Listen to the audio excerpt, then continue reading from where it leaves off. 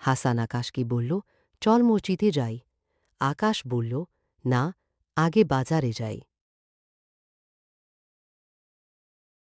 আকাশ রাস্তায় একটা মানিব্যাগ দেখতে পেল। হাসান বলল, এটা আমাদের না, লোভ করা ভালো না।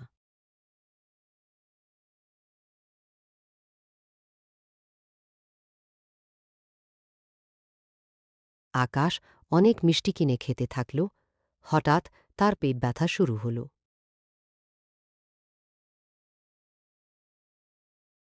দোকানদার চাচা এসে বললেন, এই মানিব্যাগটা আমার ছিল।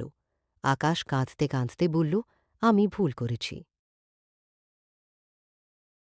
দাদু বললেন, মনে রেখো, লোভ মানুষকে পাপের দিকে নিয়ে যায়।